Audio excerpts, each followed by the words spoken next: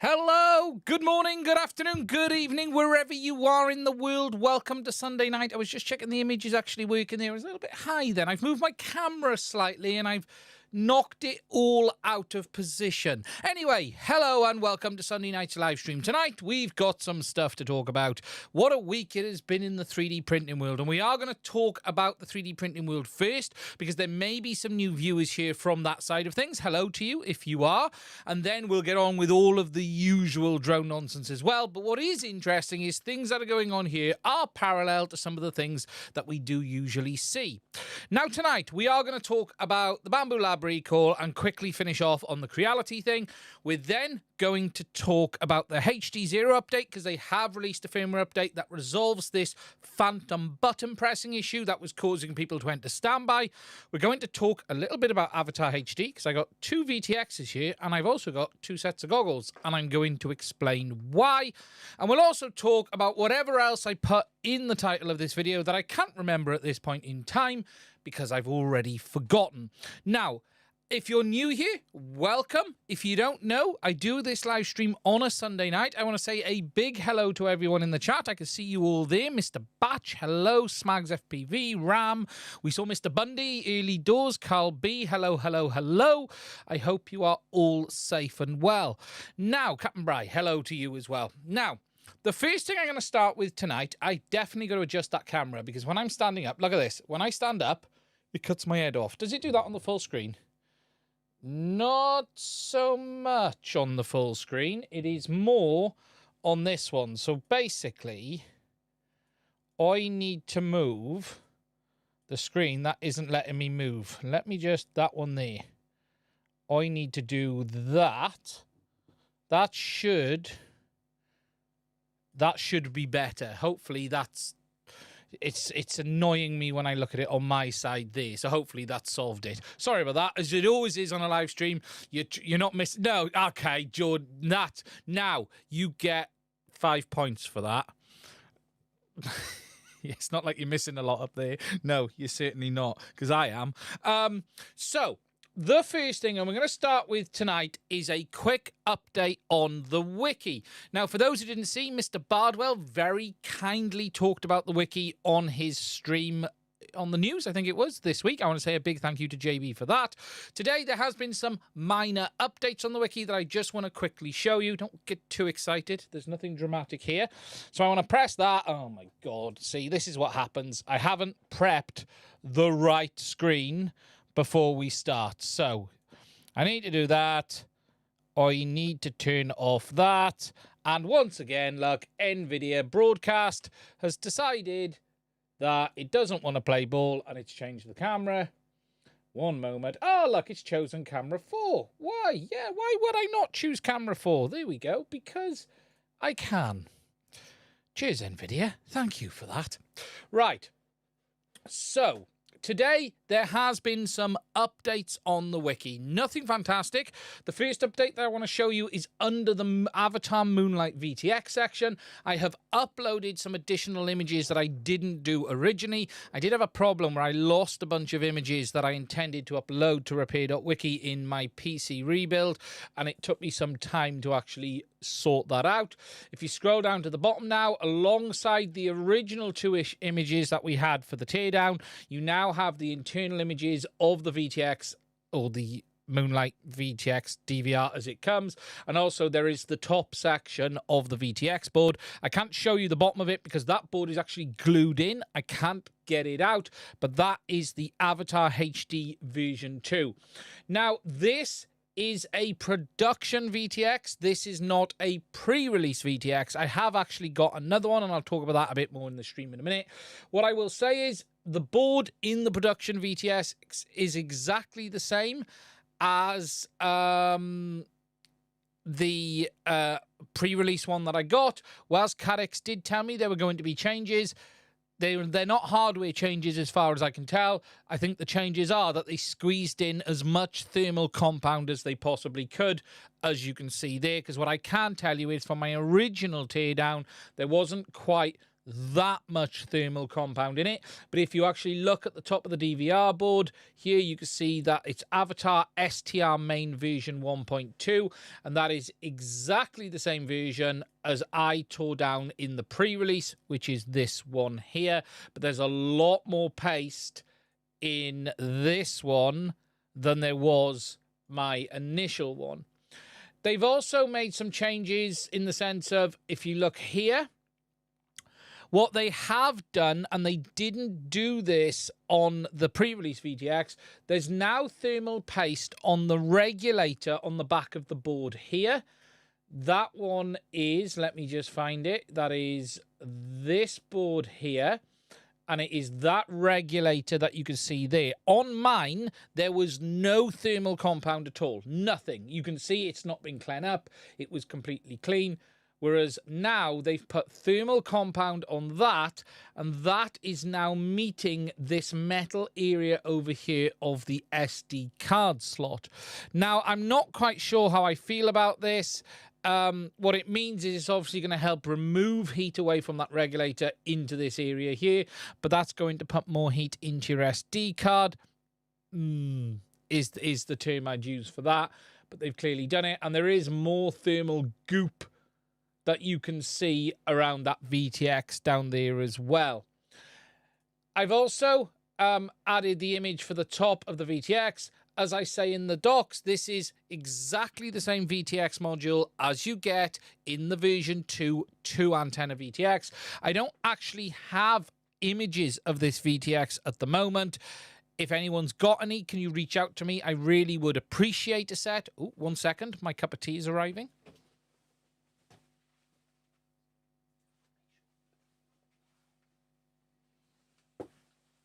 There we go. That's my wife bringing my cup of tea. It is the same as the version 2, the 2 antenna one, not the single antenna one. If anyone's got some nice internal images of the version 2 antenna one, I'd appreciate it if you want to hand them over, and I will stick them on the wiki. So that's the first little change.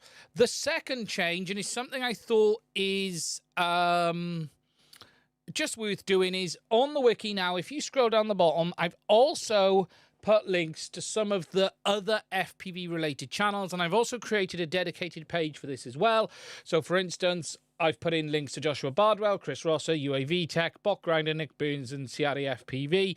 And then when you click on more channels, it takes you into a link with some more people, not just FPV related. So you've got all of those I've just mentioned. We've then got JB's Clips channel, because that's definitely worth a look.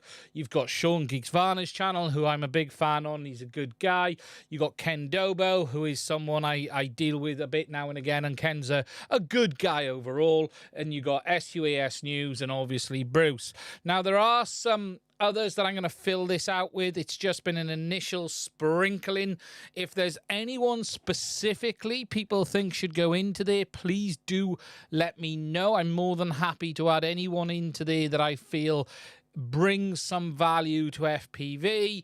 I don't really want to list every single channel that exists. I don't think that's the right thing to do, but where I think a channel absolutely brings information or value to the community, then they need to go in there, and there is no question that all of those people, they do.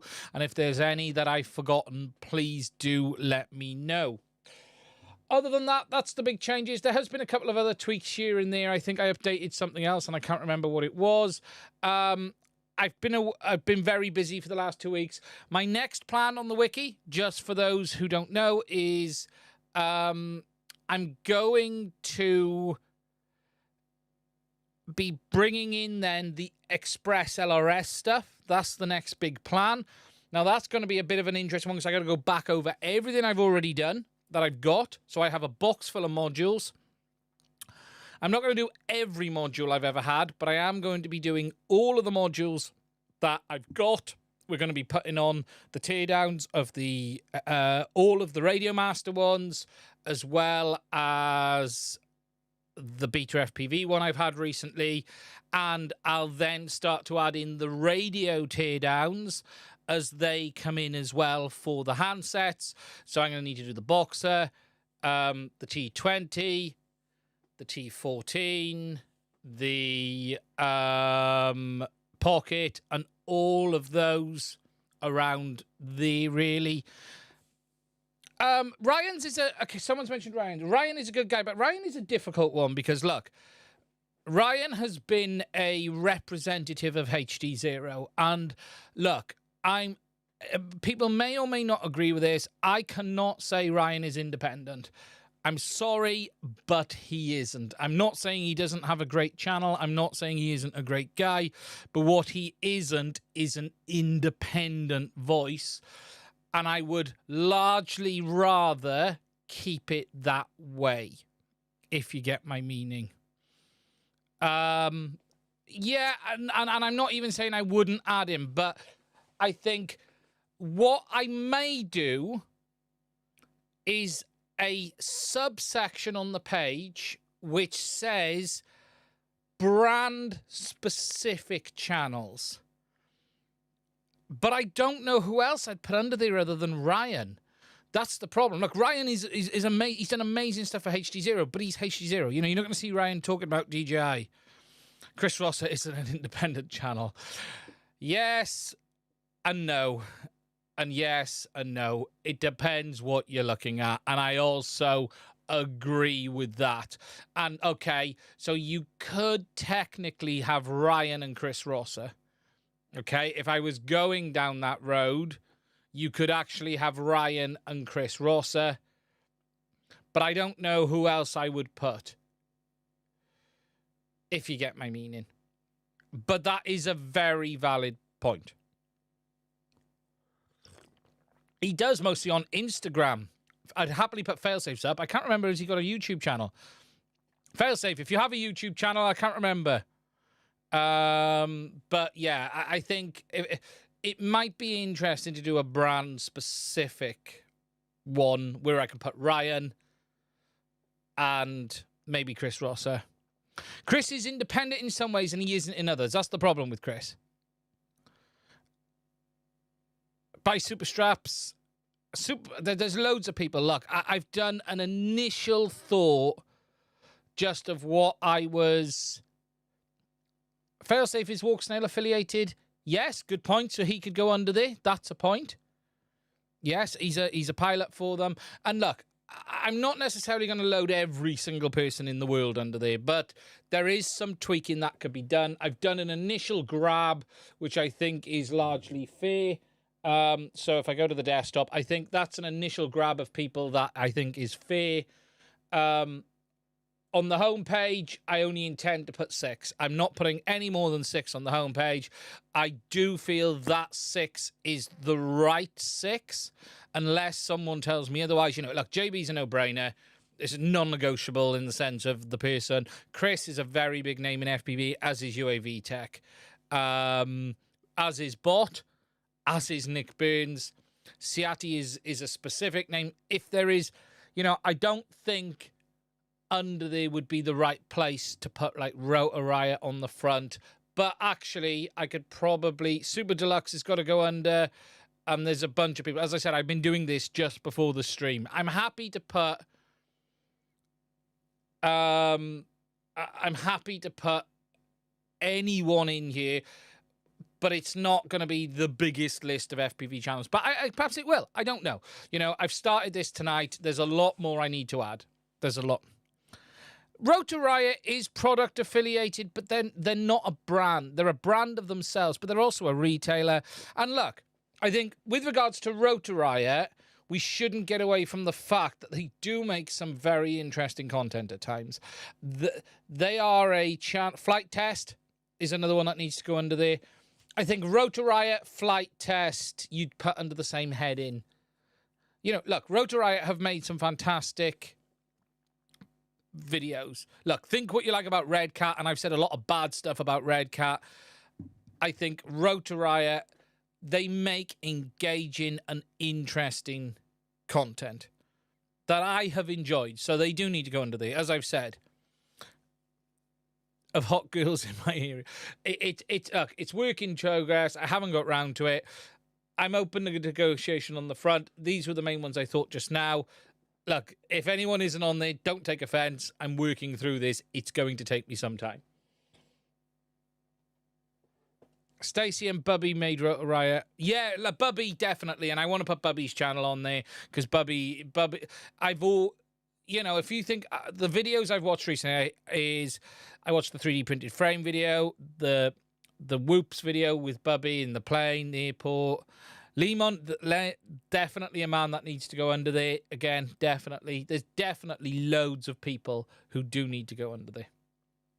The problem is, it's like this, right? When you're searching, you think FPV YouTube channels, who are they? And you just start forgetting all of the names.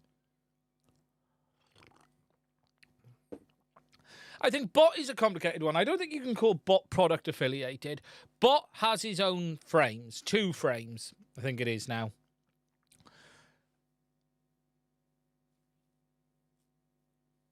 I think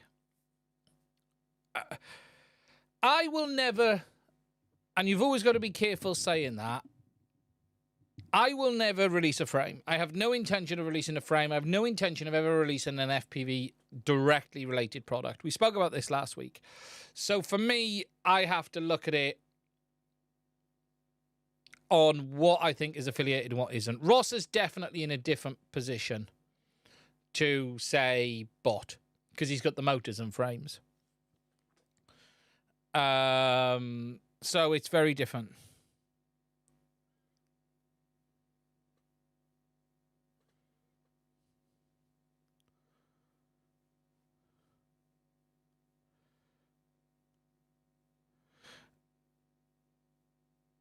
You did your own rendering of DJI goggles, did you? I want to see it. Ah, Mr. Grinder himself is here. Hello. Why has my name already come up? So, look, I'm more than happy to put more people in as the wiki grows and over time. And as I've said, if I go to the home page, I've lost the home page now. We'll go with these. I think that front page is set on the wiki. And then as for the others, I've lost the page. We'll fill this out more as time goes on. And we'll get everyone in there as much as we can. Look, this website's not designed to ever try and be an Oscar Lian. It's never designed to be anything but, and let me just put the link to it. For those who don't know, I'll put the link to it in the chat. Bloody Painless. How did I forget Painless? Matt Cron. Oh my God. How did I miss Lee? See, this is what happens when you're doing stuff. You completely forget people. So for those who don't know, this is the FPV wiki. It's never designed to be an Oscar Lian. It's really more than anything somewhere for me to put the images and the stuff that I do in the background, and I'll expand it out as time goes on. It's not designed, as I said, to Oscar, you know, if you look, I think Oscar's got 1 million pages on his website, apparently. If that's true, that's incredible. That can't be right. There can't be 1 million pages. That can't be right.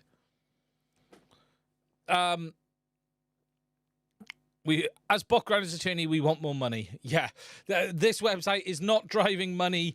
There is no Google ads on this site either, at least for now. I won't promise it forever because I have got to fund this myself. But yeah, there's no intention of putting anything up there. For those who haven't seen it before, I should give you a quick walk around. So for those who don't know what it is a wiki. That's not what I wanted to do. I wanted to go to the homepage. It is a wiki that sort of houses everything that I always have done. So it's got all of the teardown images that I post on products. So for instance, if I go onto DJI Goggles 2, as it is my website, it does have links to some of my content here. So you can see there my videos, but then you've got all the teardown images of all of the products that I've worked on, and also the teardown images of stuff that people have sent me. So for instance, if we go into the O3, you can see it there. yeah, the idea is, as much as anything, is having somewhere for me to put everything that I've done, including like all the latency testing. You know, all the latency charts are there from all of my initial latency testing. The O3 recording charts are there. You've got the Avatar HD, you know, the Goggles X teardown images. So you've got all of that stuff there as well. So really, it's a central place for me to put stuff. But then I sort of expanded it into some useful links. So we've got the links to DJI stuff. We've got the links for Betaflight Wiki. Obviously, we're going to put links in to support the open source projects. Because, look, you should donate to Express LRS, Betaflight, FPV WTF, or to Betaflight down there. I then obviously put links to my channel and support, and then I thought the next natural evolution is to put links to other guys as well. But again, this isn't about driving traffic. This is about having a central place to find that weird bit of information that you might need. So for instance, if you look under the HDZero VTXs, because we've had to do some repairs on the HDZero VTXs, you do have repair information on here. So if I scroll down on the HDZero stuff, you can see down here we've got all the repair information on these VTXs as well. The diagnostics. So if you want to know what voltages go where, I uploaded that for testing and explaining what we do and what is where. Well, that's a bad joint. Look at that. The cable's shrunk back on that one. Need more. Vista repair info is complicated. Under the Vista, what have we got under the Vista? DJ FPV units. So what have we got under the Vista? Really, the only things for the Vista. The problem with the DJI units is there's not that much you can do, because when they burn out, they tend to really burn out. You got the diode repair info here, but yeah, okay, I need to look. I've not had many Vista repair failures, so I've not had much I can actually put up there. But yeah, look, it's work in progress. There's a lot more to do. Wiki link down. The wiki link should have worked. I posted it. Where's it gone? It should work. It's HTTPS. I found the DigiKey diode and the MOSFET for the Vista. Interesting.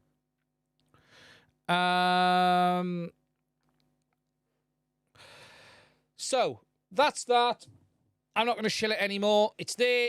It's work in progress. It's going to be a long amount of work. It's going to take some time. Right, just before we move forward, I just want to spell out how it works here on the channel for those who haven't been here before. So I'll answer any questions that you have along the way. Super chats are not required, but they are always welcome.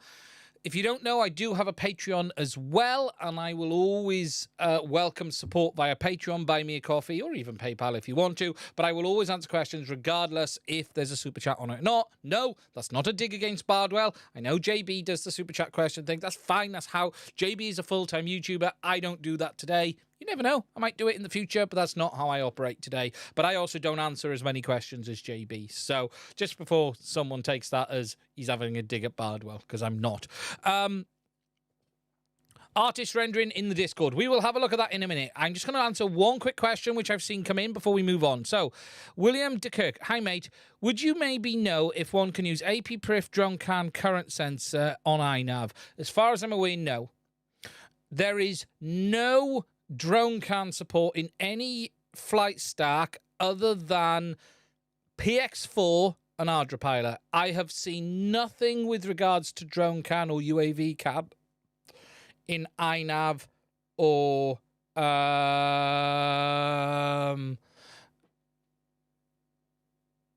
or Betaflight. I've seen no hint of it, so no, you're not going to be able to use can. If you, the person to ask would be Pavel or Powell. Ask what their plan is. If I don't believe, let's just have a quick look. If we go iNav, what am I looking for? iNav GitHub. So if we go on the iNav GitHub, so this is the iNav GitHub, and if we just do pull requests and search, can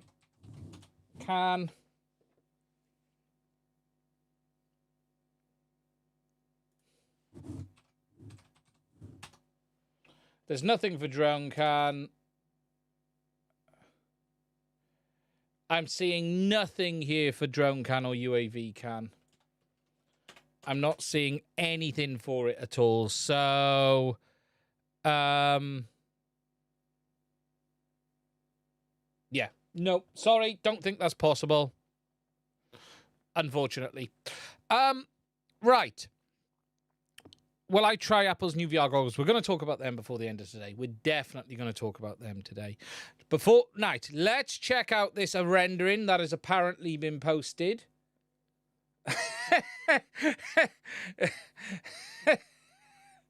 Right. So, we have an official leak of the new DJI Goggles 3, we're going to call them. And here we go. Now, I am really impressed with how accurately they have been able to replicate what the new DJI goggles are going to look like. It's basically right. It basically is correct. You're just missing something along the top here. Take a set of goggles too, put 2 cameras on the front, and that's what you're looking at.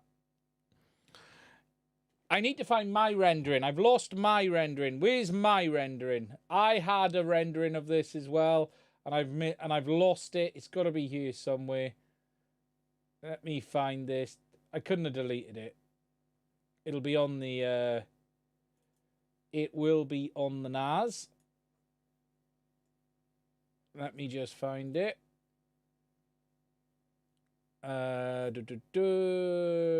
Product images.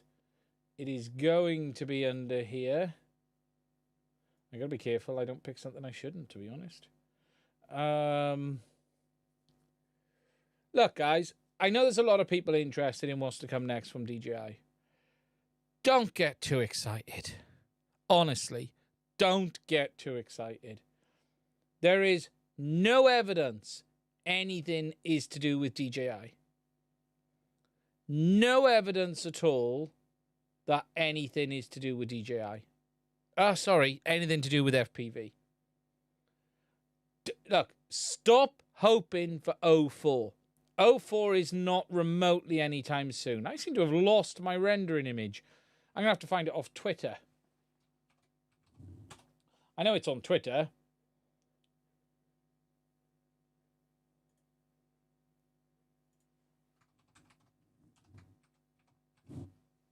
Right now, .wtf.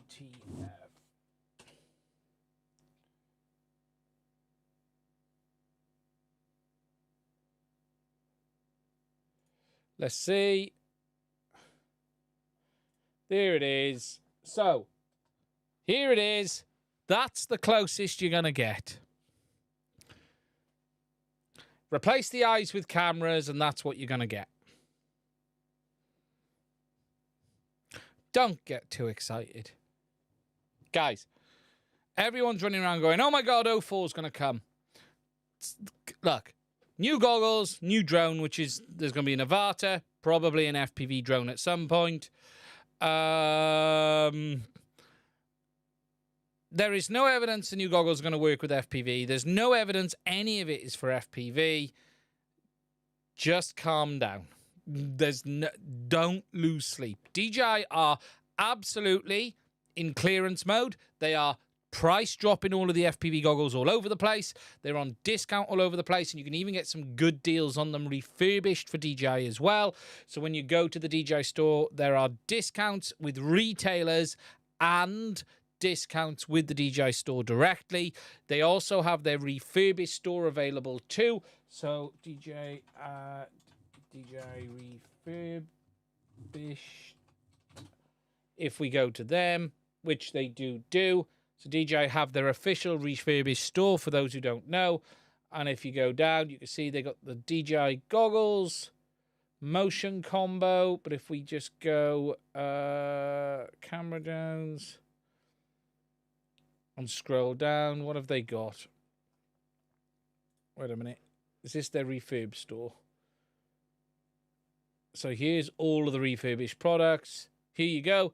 You can get the goggles 2 refurbished in the UK for $409, but you can also get them brand new in the near future at discount as well.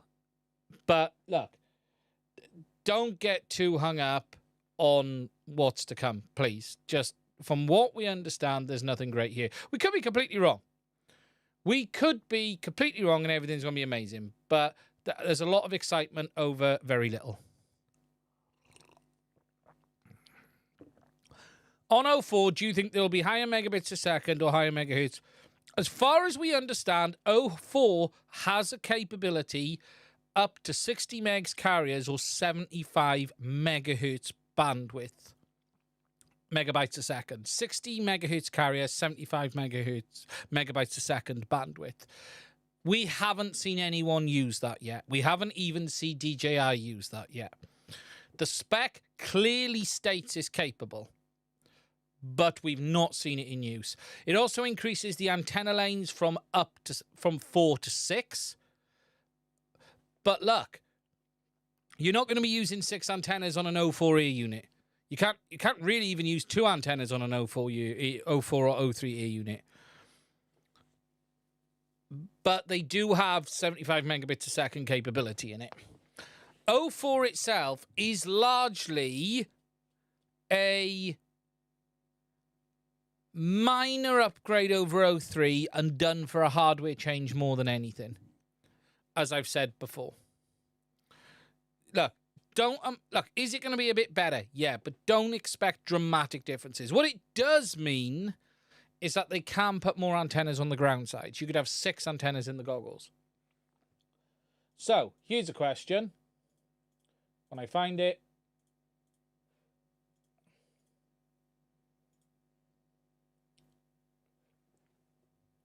Is that another antenna or a set of 2 antennas? So remember, the goggles 2 have antennas in the front. You got the 2 antennas there. And is that a dual type patch antenna? We're going to have to wait and see. Apparently DJI drones are illegal in Europe. Yeah, that's a load of nonsense.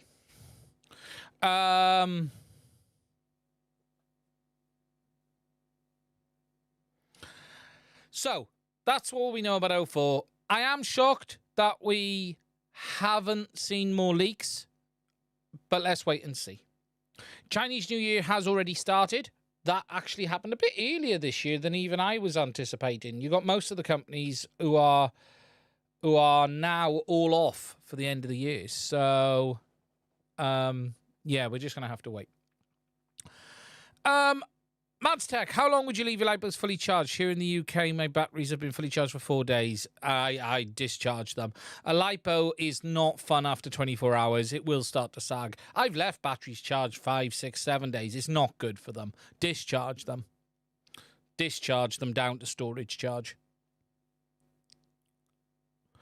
For me, 04 means new goggles might fit better than goggles 2. Based on the fact that what we know, they are based on the Goggles 2 platform, I wouldn't get your hopes up too much. But let's hope DJI have made some tweaks. Did I put some money in those iFlight envelopes and send it back to them? No, I didn't, Wes. No, I didn't. So, okay. Right, we're going to quickly get the 3D printing stuff out the way, and then we're going to get on with the CaddX stuff and everything else. Now, if you haven't seen, this week has been a bit of a rough week in 3D printing. I'm going to talk about Creality first. So, the Creality situation ends with, it turns out, the K1C, which I reviewed on the channel a few weeks ago, does not have an all-metal extruder. In fact, it was never meant to have an all-metal extruder, and Creality overdid it with the marketing. I still don't know exactly why or what they did, but the reality is the extruder on the K1C is exactly the same as the extruder on the K1 Max, and it is their newest version, but it is not all metal. It is no more metal in it than any of the other extruders, and they've now corrected their website. Now, you could say Creality lied, or you can say they got it wrong.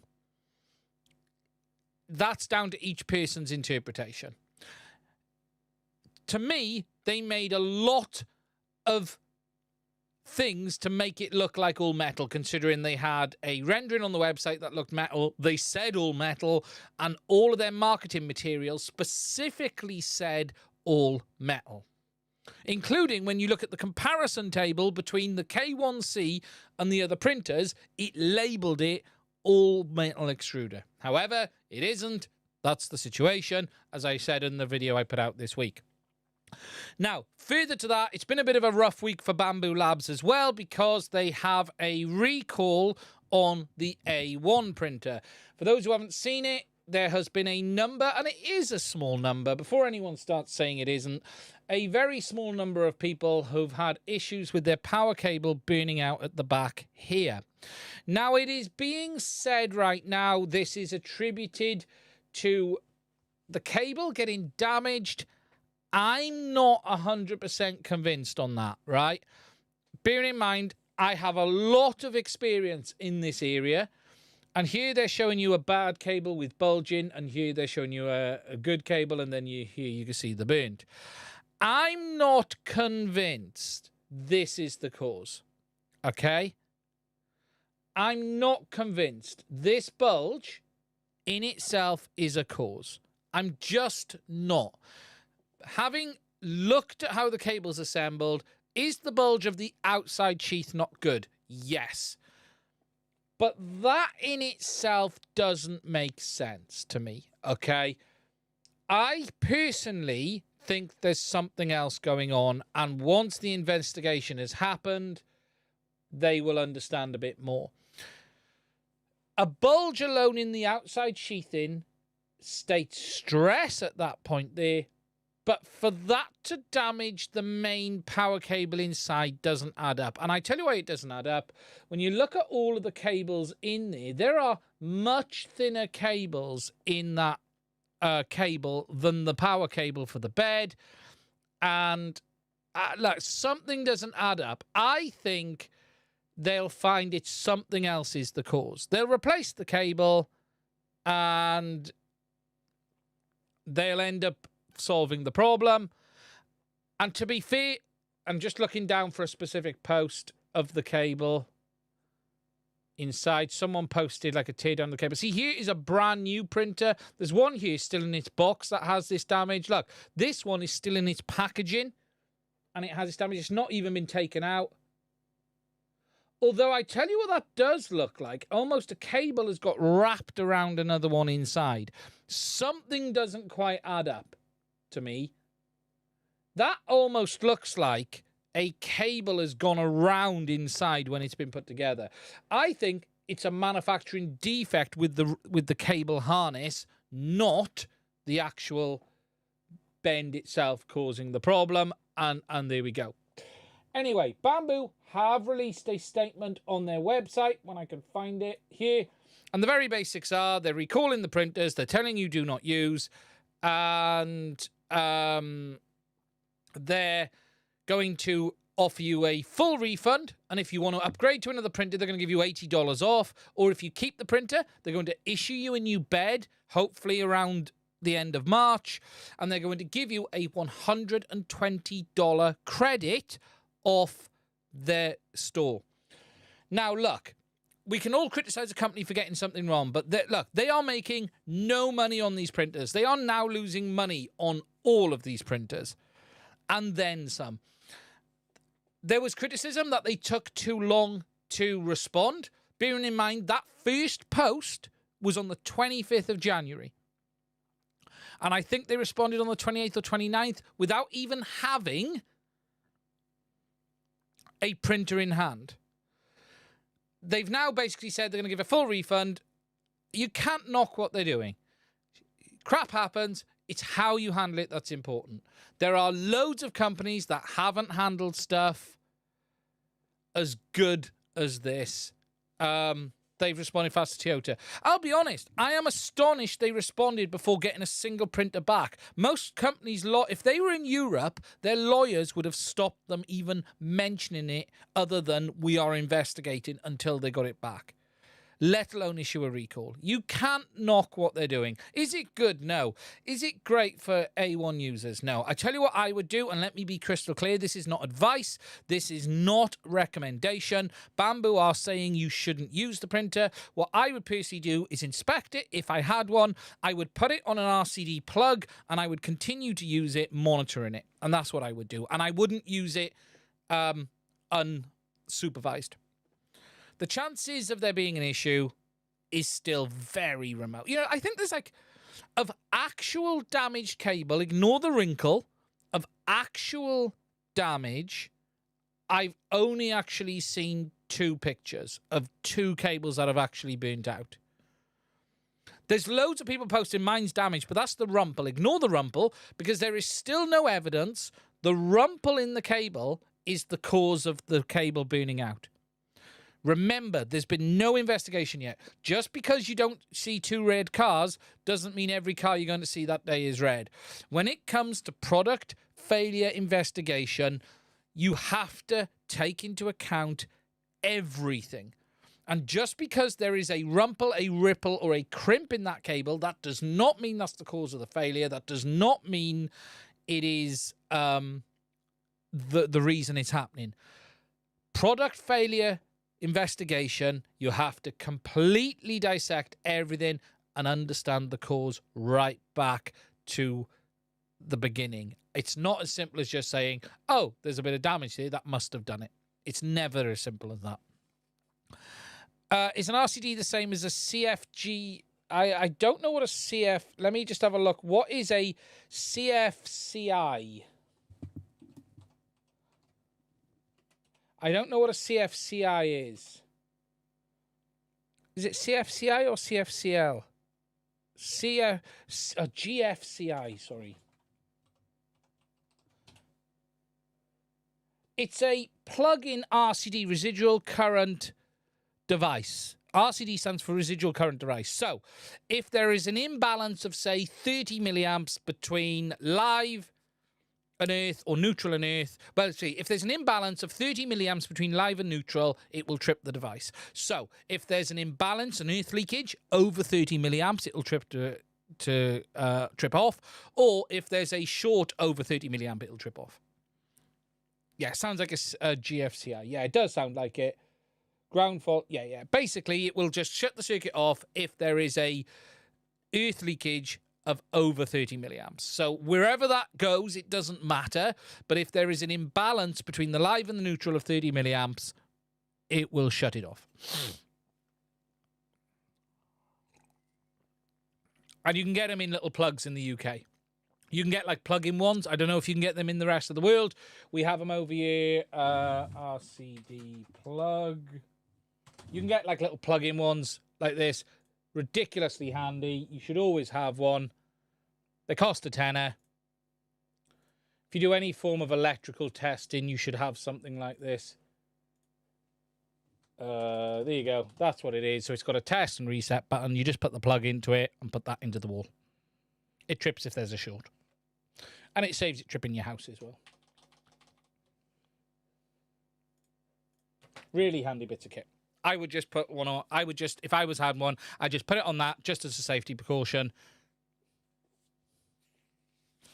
Have them in RSA as well. Yeah, it's just handy to have. And look, it's a second line of defense, basically. Yeah, you can get them with extension needs built in or something like that. So, you know, you can get loads. Yeah, it is similar. Most properties will have these built in. If you have anything where there's a very real potential of an issue. So, for instance, you would use one of these RCD plugs on an electric lawnmower where there's a potential of you cutting through the cable. Whilst your home may have an RCD already and a residual current protection device, you would have it on most portable electrical devices, most devices where there's a potential for something wrong. You know, anywhere where there's a higher risk of an issue than, say, a standard circuit. That's the thing. But your home circuit probably will be fine. But I would rather have a plug-in RCD on something just to stop it bringing the whole circuit down. Sometimes it'll bring the whole circuit down anyway, because what you tend to find is your home will always have some earth leakage. So if you think about most RCDs in the UK are 30 milliamps, a plug on a single device, that single device may have no earth leakage. Therefore, when it trips, it would trip to the maximum of 30 milliamp. Whereas your home, you're very likely going to have devices that are leaking 10, maybe 15 milliamps as standard. Fridges, cookers, any device like that. So the headroom to trip in your home will be very much less than the headroom to trip on the individual plug-in device. Because your individual device may have the full 30 milliamp of headroom, whereas your home may have devices with earth leakage, and you may only have 10 milliamps of headroom. So even with an RCD plug-in, with a fault on a device on an RCD plug, you could still trip your whole house before that plug goes. That's the basics.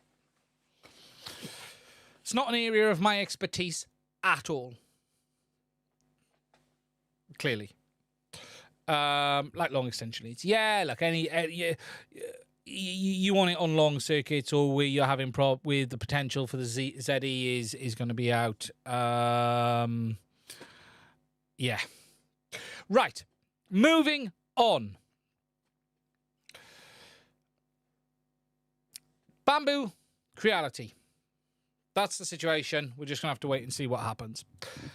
Next, we're going to talk a little bit about Avatar HD. Now, don't get too excited. I do believe there's new firmware around the corner, but I just want to talk about specifically me and CaddX, because after my reviews, CaddX reached out just to talk to me about the review a little bit on the Avatar HD VTX as well as the goggles. And some point I made in both those reviews was, look, there were elements that I couldn't talk about because these products were pre-release. Now, we know the original Avatar HD VTX, the Moonlight VTX, had overheating issues, and then we know CaddX have had to make some modifications to their goggles. I now have a full set of production of both of these products. So, for instance, on the overhead, the overhead's not working. Waking the overhead up. You going to work today, overhead? We've lost the overhead camera. Oh, hello. Thank you.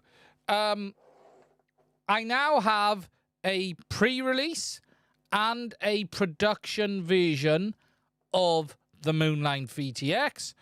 So this is my pre-release one, which is still got my antennas on from the AOS quad build. And this is the production one. Now, as I showed on the images on the wiki earlier, there is actually no difference in the hardware of these two VTXs. That's very dark. One moment.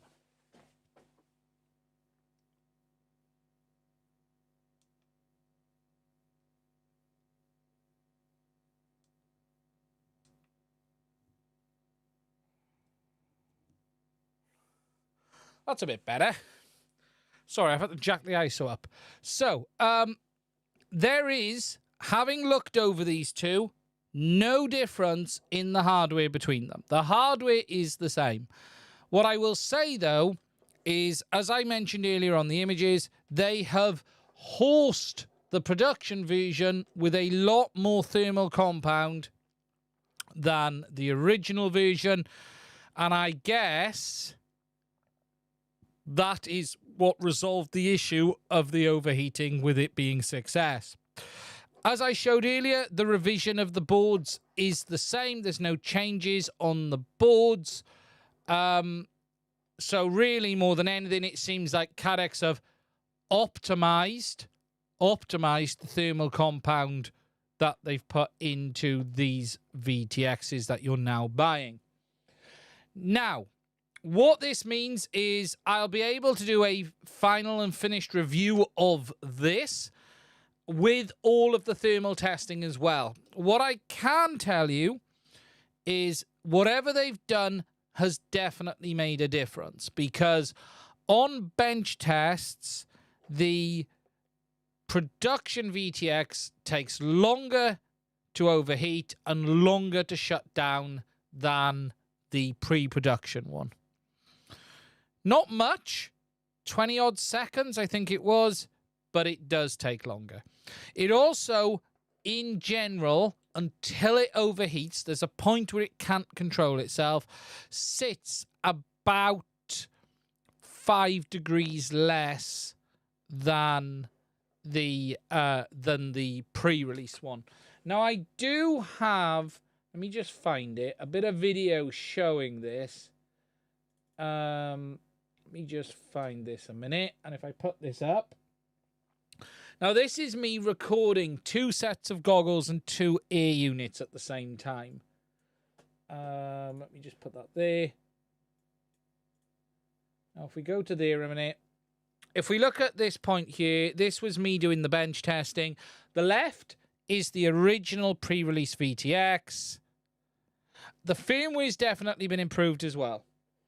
And this is the new VTX. Both of these were turned on at exactly the same point in time. Both of them are on exactly the same modes. Both of them are recording. So they're both on 1200 milliwatts, both on 720p high latency mode, both recorded in 1080p 60. Exactly the same scenario. And what I actually do is power them off the same power input, and both are on 6S, I will add.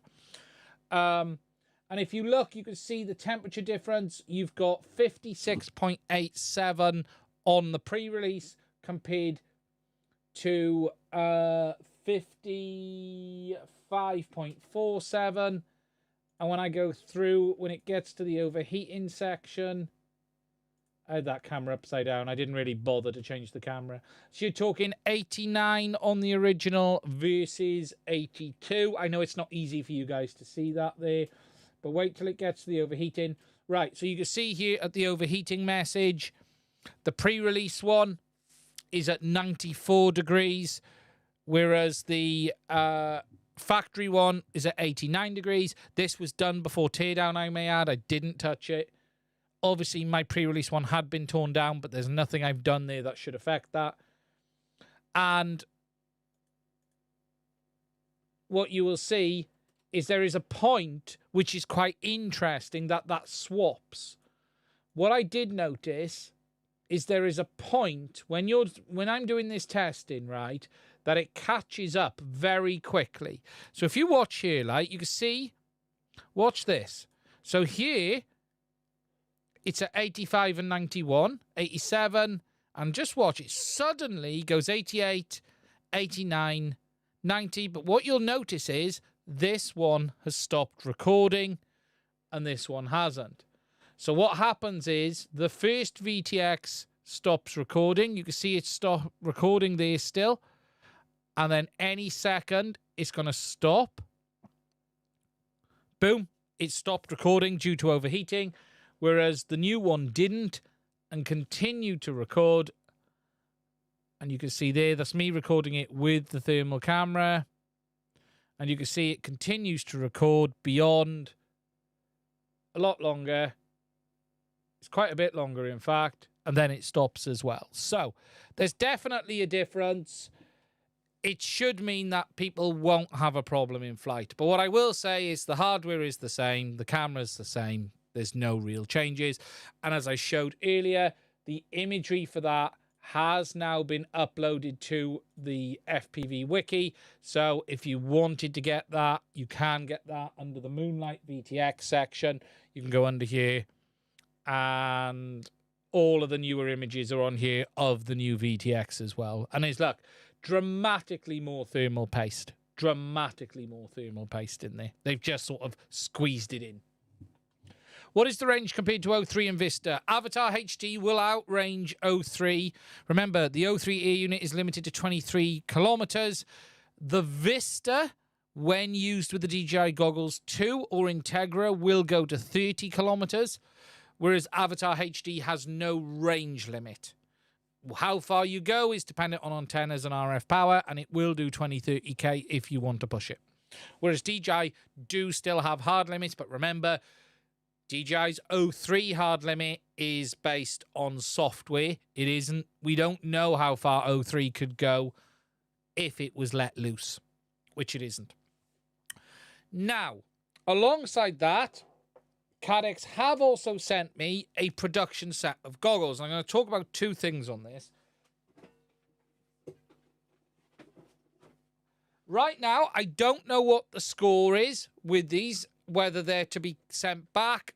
If they're not, I will be talking about what we do with them on the channel later on, because I don't need two sets of goggles, so I'll probably do a giveaway. But if they've got to go back to CaddX, they've got to go back to CaddX. However, they have also sent me a production set, after talking to them, of the goggles that do have the heatsink built in. Now, I haven't torn these down yet because I need to do the thermal testing before I do that. I need to do the bench thermal testing before we take a look, but this is the goggles that you will get today. Is January 24 production. You can see in there is a heatsink now. You can see that as standard. I don't know what else has changed. The only thing that has changed is they now include this little cable in with the goggles for the analog VTX input. They didn't include that last time. They do now. But what I'm going to be doing is a full set of thermal testing to compare these to the ones that we had originally and to see what the changes are. Now, they will both be on the latest firmware just to make sure, and then we will tear them down to take a look at what has changed, and then we will deal with it from there. I did make a point to CaddX, just sort of, it's very hard to say specific things on a product that isn't final production. So now we've got this. Now, as for the people with the heat sinks, they are arriving. If you have a set of Avatar HD goggles and you haven't had your heatsink yet, CaddX are shipping the heatsink to users. I haven't seen everyone's got them, but they are definitely out there and they are definitely shipping. So if you haven't had them yet, it could be worth reaching out to CaddX, but do note, it is Chinese New Year. No one will probably be back until 20th.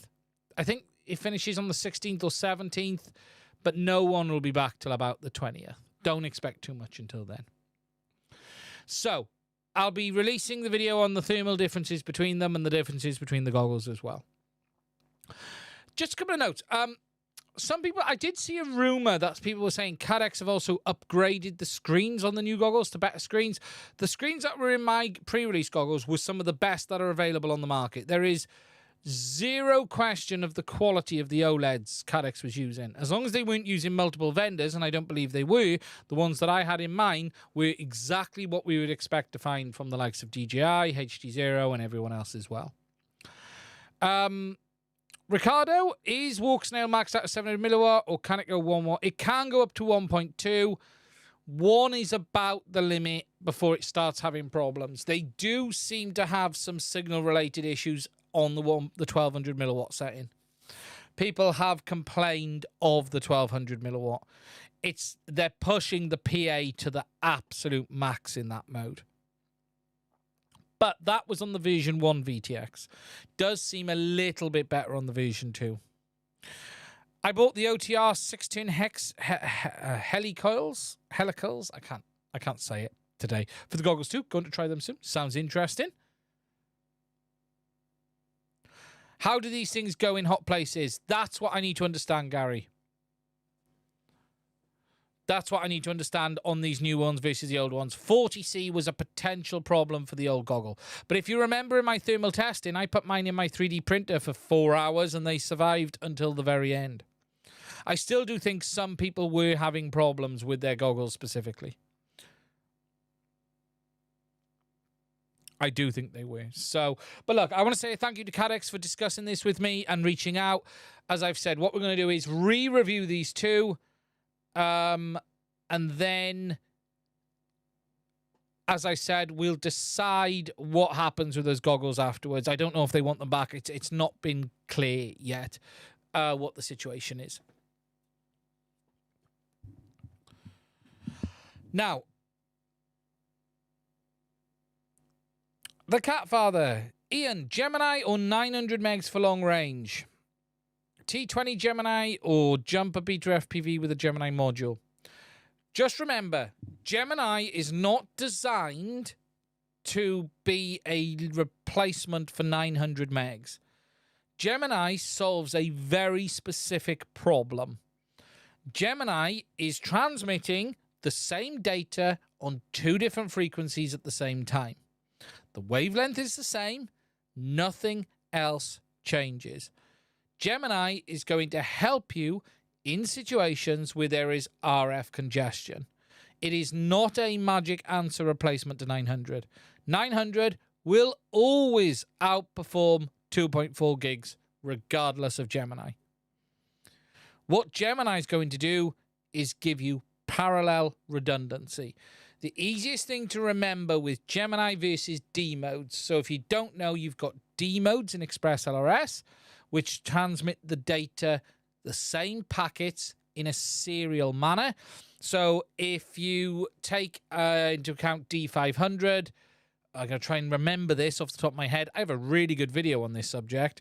If you haven't seen it, the Cat Father, go watch this video. I don't mean now. I'm doing a Bardwell here.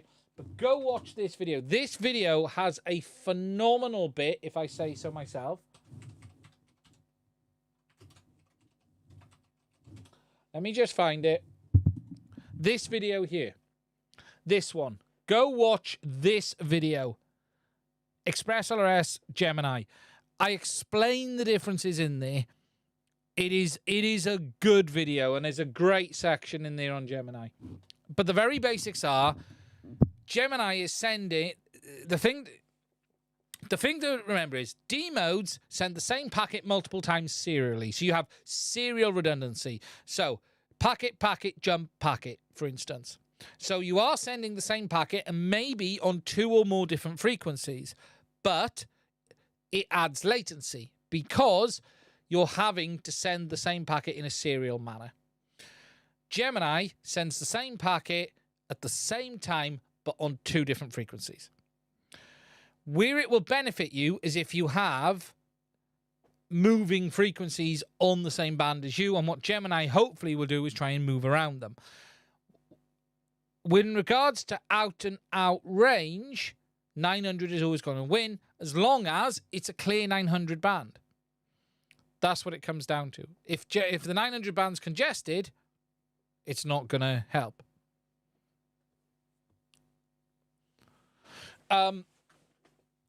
What's the exciting one is Gemini X, and I was already getting there. AVI said it as I was saying it. What's the really exciting one is the combination. The new Gemini X is coming. That, ladies and gentlemen, is what it's all about.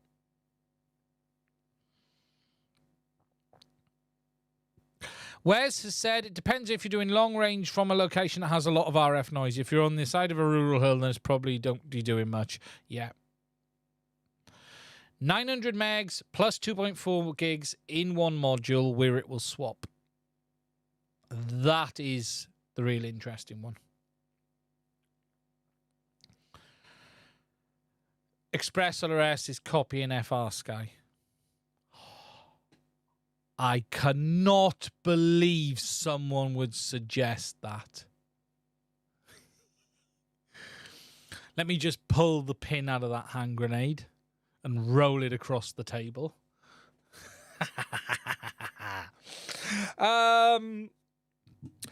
Right. Whilst we're talking about Express LRS, I do want to quickly mention these because we've talked about Beta FPV, and they actually have a couple of new Express LRS modules. And I need to find them because they do look super interesting. Now, have they listed these on their website? Can't see them. Why can't I see these on their website? Come on, Beta FPV. I've seen a post about it. Where is it? Come on, Beta FPV. Is it not up on the web? I found it. I found it. So it's the Nano TX version 2. So they've got a new version of their Express ELRS modules with an including flashing antenna, I think, which is quite interesting. So they've got 2 new modules.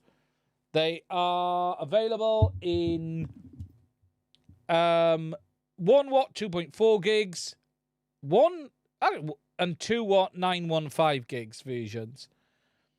They're nano modules up to f1000 or 200 hertz on 900s, Express ELRS 3.3, cooling fan, and T-LED antenna. How are they doing that LED in that antenna? So what they're showing is, and here's the module, high RF power up to 2 watt on 900. And what they're saying is this. Let's look at this. First ever LED antenna on a TX. Surely that's using some RF power. Visualize signal transmission status. Regular flickering indicates the status of the signal transmission and reception. That has to be chewing some RF. There's no way it can't be.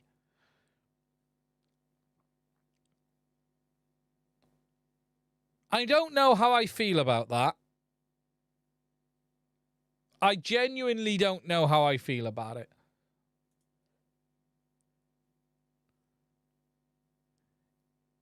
Is it good? It's pretty. Quarter watt LED? I don't know.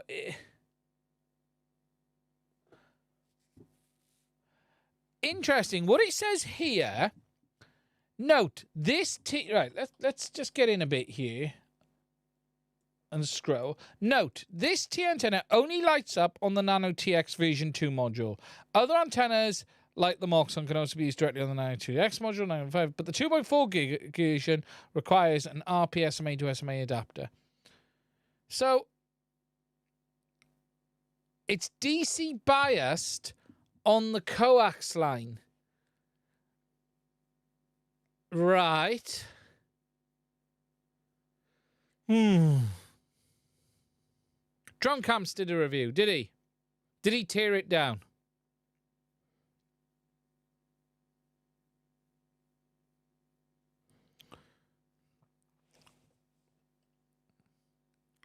I'm intrigued. So if you yeah, so what you're doing is tossing DC up it as well. I don't know how I feel about that.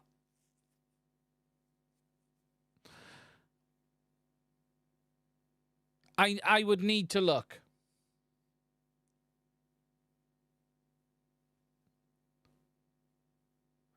So, yeah, like the OTV amp. Yeah, same thing. Look, very common in reception. Not so much. The RF pushes the voltage over the threshold to light the antenna. Look, very common in reception systems. You know, look, satellite TV. Look, you're always shoving voltage down a coax somewhere to provide power to an LMB or something like that in satellite. So if you've got satellite comms, you know, shoving 16 or 18 volts down as DC is not particularly unusual. It's not completely normal. It's a completely normal thing to do. Sorry, yawn there. But I just don't know how I feel about it in a transmitting situation. Interesting. Not seen that done for a very long time. But we'll have to have a look. I'm actually thinking about how I would test that. Yeah, the Nokia ones, I think, just ran off the RF. Yeah, RF is capacitor coupled, LED is DC coupled. Yeah. I'm just... You're going to need some good filtering on the RF front end, obviously, to filter out the DC. Interesting. That is a module I would like to get on the analyzer and get on maybe the oscilloscope as well to see how the DC filtering works. How much DC is being filtered out. I could check that on the oscilloscope because we would just have to see how much DC is filtered out from the RF front end, how much is actually making through. Very interesting. Very, very interesting. I assumed initially they were doing this off RF, not biasing the DC side. I'm guessing it will shut the DC off. Is what I'm guessing. It will shut the DC off if it's not in use. In some ways, it feels like a feature that you don't need. However, they're going to be out. I think I'll order a set. Or I might send them an email saying, can you send me one to have a look at? Very interesting. Did someone say Drone Camps has had, if he's had one for review, they're clearly not sending me one because I haven't had one turn up. If not, I will,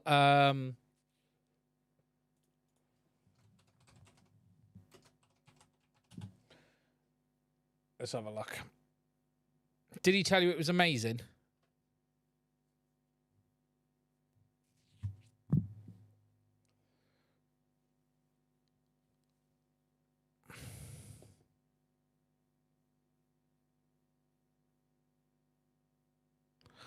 If they're playing DC on a normal antenna, there wouldn't be just wouldn't be a closed circuit. Okay, so he goes through. It's not aluminium then, by the look of it, either. Should we have a quick look? EasyJet's big orange sale ends soon. Obviously, this is Drone Camps RC, for those who haven't seen it. I'm just saying, did he say it was amazing? That's what I'm saying. It's a plastic module. Shame they haven't done it CNC. I'd have liked it to have been CNC like the Gemini. Okay, looks interesting. Obviously, go watch his review to find out more. Let's just have a look. I want to see this antenna flash. I want to see the antenna flash. Come on. Where's the antenna flashing?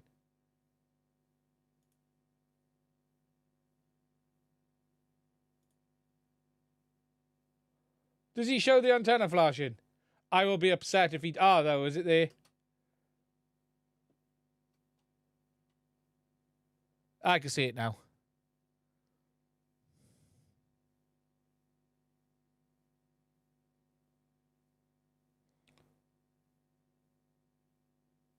Meh. Bloody pointless, really. You don't need an LED on the antenna to tell you you're transmitting. You'll soon know when you're not, when your radio says, signal lost.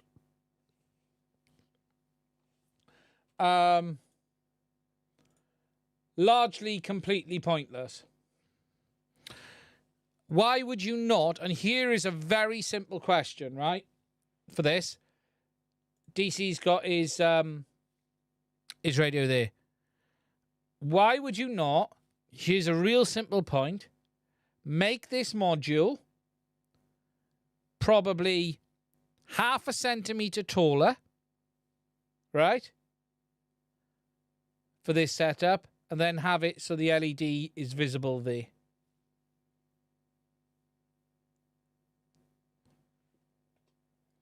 There, I think, are just better ways to do that. Here's a question: Why don't you make a Lua script that changes your radio's power LED to flicker when it transmits in HDX?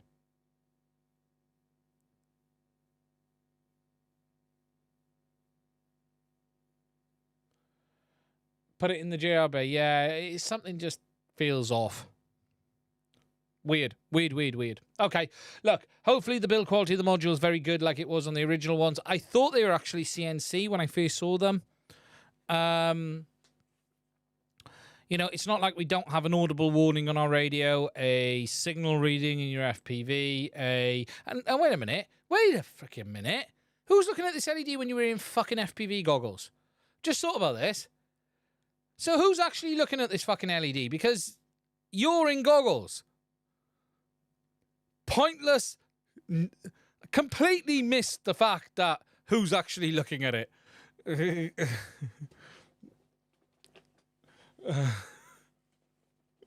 Karen is looking at the LED. Yes, you are right.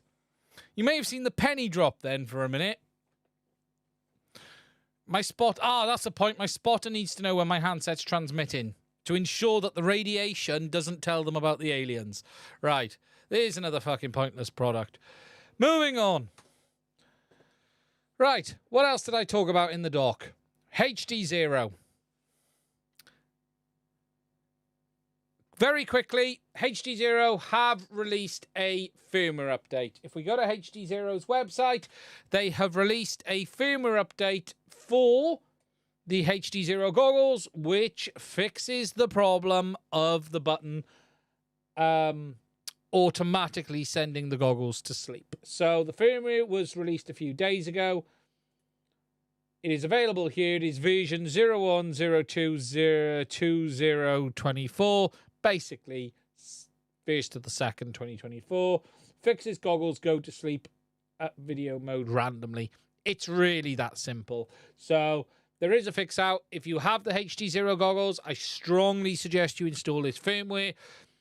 There was a way of getting around it if you turned on the head tracking feature. This should resolve it altogether, and hopefully it puts to bed this little issue. It was a bit of an annoying issue that was affecting people, but it's quite a new issue as well. Let me just stop that because the HDZero website goes off in the corner of my eye. But this hopefully resolves the issue people were having. I don't feel it was a major issue in the sense of you could get around it. It's not good your goggles going to sleep, but you could get around it by turning on the head tracker. I never felt it was a major problem overall. So, that's been released. Catching down on the chat. How about the T20 Gemini versus the Radiomaster Jumper? Radiomaster versus the Radiomaster Jumper with Beta FPV. Radiomaster Jumper.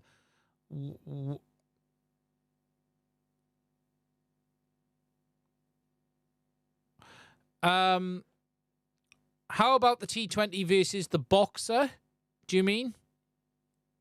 Pocket. Okay. The T20 is a very different radio than the Pocket. A dramatically different radio than the Pocket. They're not in the same class. The Pocket is in the class of small handheld radio. Who's mine? To be honest, my Pocket's my bench test radio these days because it's just so freaking good. I don't fly it daily, but I do fly it for whoops and stuff in here. Should be here. Where's it gone? So I'm just looking for it and it's vanished. Oh, it's there. This is not the same radio as the T20. This is just not the same radio. This is the same as, say, the T-Lite and all of them. The T20 is more like a Boxer, more like a Mambo, more like the upcoming T14. So it depends what you want. I don't think this is an everyday radio. I don't think this is a radio for everyday use. I think it's a radio for whoop use every day, but I think if you were flying FPV every day, you would probably want something a bit bigger. The T20 Gemini is 500 milliwatt, not megahertz. So RF power on the T20 Gemini is 500 milliwatts versus 1 watt on the module. Yeah.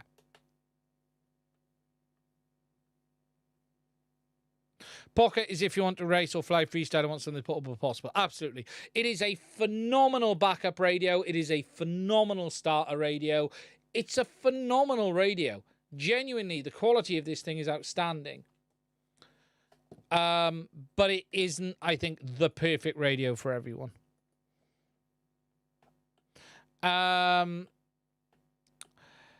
AVI said, did I see... Will Walksnail also receive such updates? Don't know. And AVI asked, did I see the video of the Whoop VTX that used the analog HD camera? No. What analog Whoop VTX with analog HD? Which is this, AVI? Where is this? Have you sent this somewhere? Where can I find this? Is it in the general chat? Have we got a link?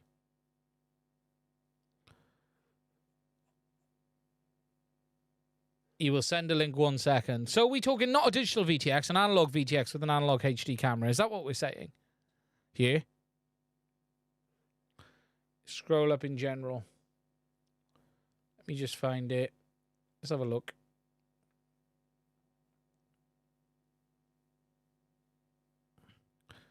I have huge hands and radios are a problem for me.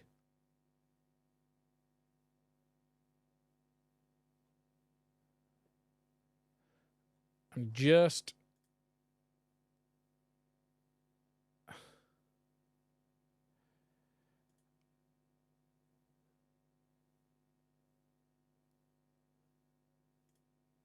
waiting just to see where this link appears. Yeah, the Boxer has full-size gimbals. Boxer is a full-size radio overall. Smaller radio, but full-size gimbals, etc. So let's just scroll up this analog. I've either missed this video.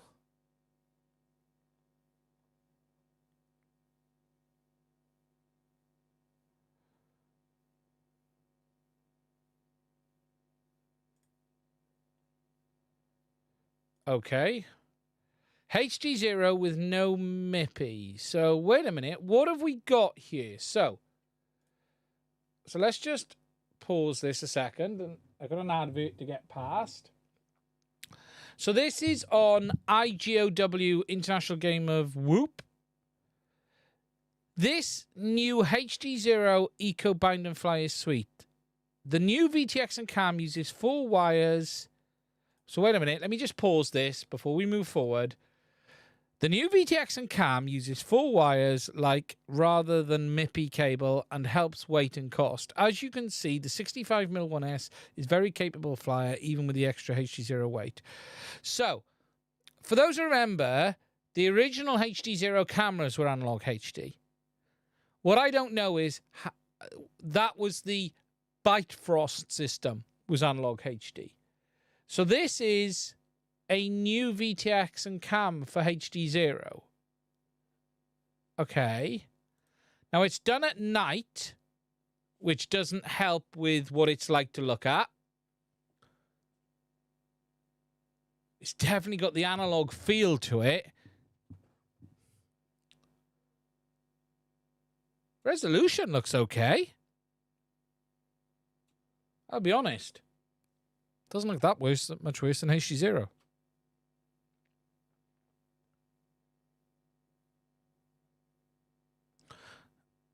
So, is this something that HDZero are making then?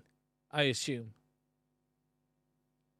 They've gone back to their old analog HD.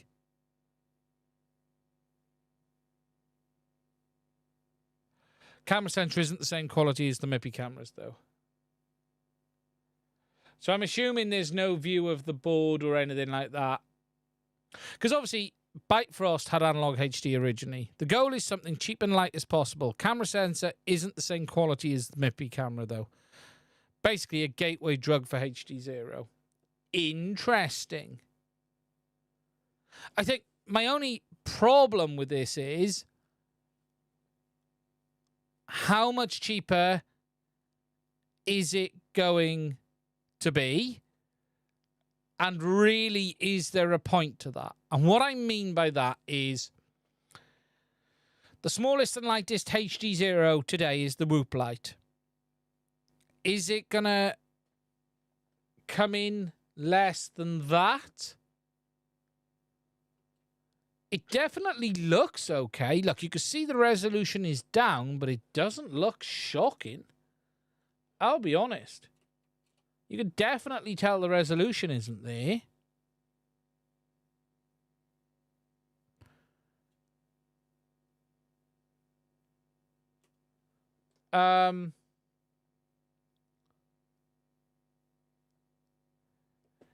Interesting. If we go to HDZero and products, and if we go on like the...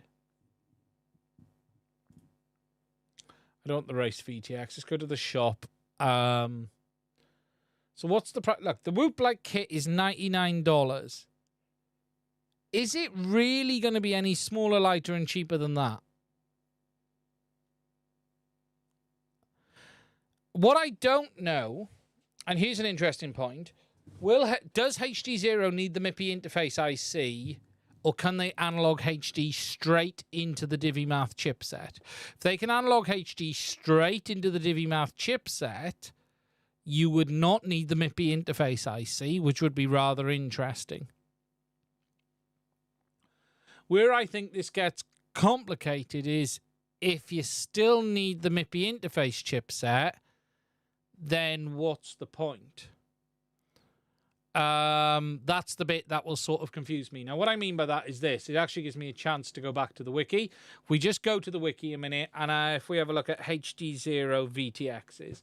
So if you look over a HDZero VTX, there is a common theme on every single one, right? And that common theme, and if we take a look at the race one first of all. So that common theme is you have your DiviMath chipsets, your two DiviMaths. You have your power amplifier, which you need. So these three you need. And then the only other main chipset alongside voltage regulation is this IC here, which is labeled 1706, which is the Toshiba MIPI interface IC. You can see it there on this VTX. You will see this on every VTX they make. It is that one there.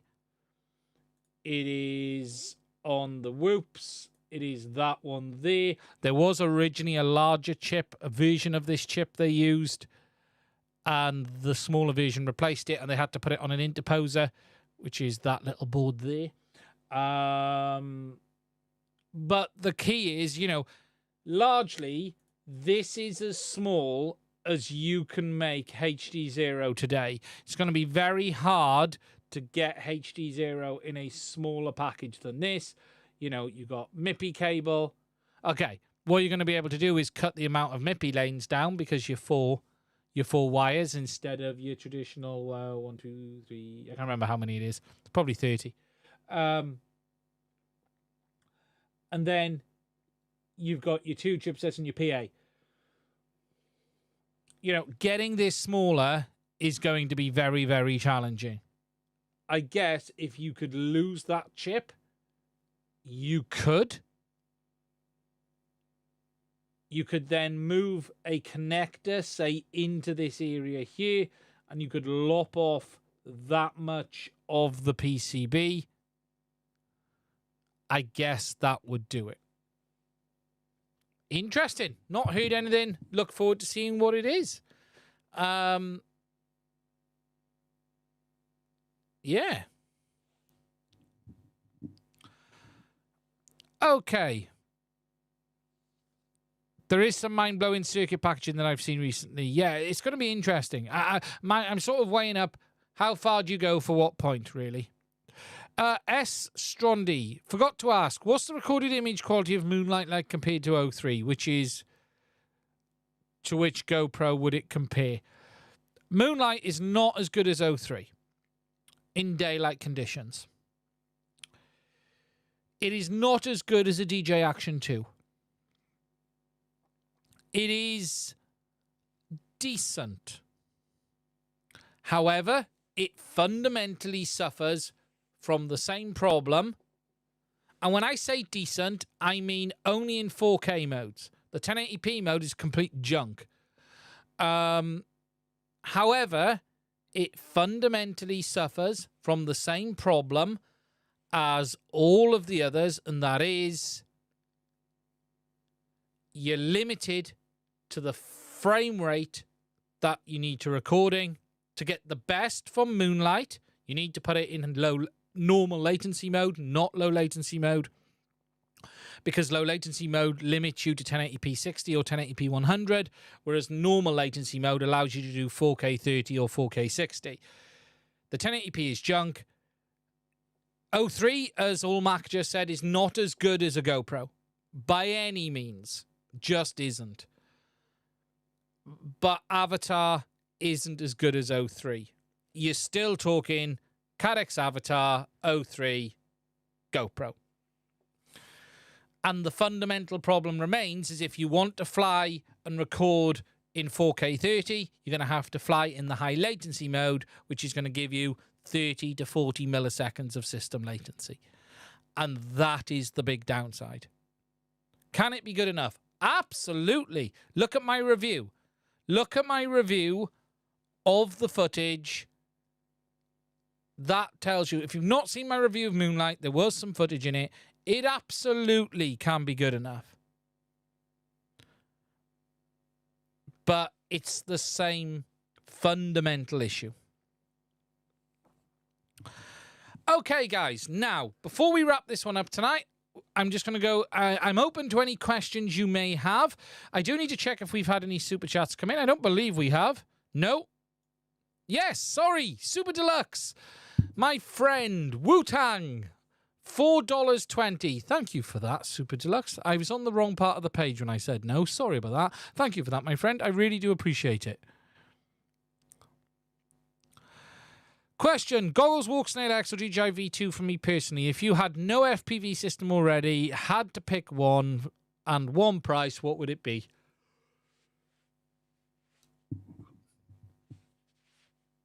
Probably, genuinely, today, probably Avatar. It isn't as good as DJI. It just isn't. The image quality isn't as good. The latency isn't as good. The system stability isn't as good. Many parts of the system isn't as good as DJI. However, Whoop VTXs, normal VTXs, HDMI in and out, it's hard not to go down that road. If I was only flying 5-inch cinematic 03, hands down 03. If I wanted to fly a bit of everything, it's going to end up being Avatar HD. That's what it comes down to. If you're going to sit here and tell me I only want to fly 3 to 5 inch, and I wouldn't mind flying some whoops, and I'm not really worried about the weight, you could go for 03 with an 03 Ultra air unit, and you'll be happy. There are some really good lightweight 03 quads as well, like the Fly Lens and the others. It can be done. But if you were saying, I want all of the options that I could possibly have, it's going to end up being Avatar HD. Genuinely, that's... Question for newbie to FPV. What's the difference between air mode, angle mode, and acro mode? Do I have a video on it? No. Okay, so... air mode needs to be put to one side a minute. Air mode is not a flight mode that should be categorized the same as angle and acro mode. Okay? So, you need to put air mode to the side, and we'll come back to air mode. Angle mode is basically your stick input is not directly controlling the rotation of the quad.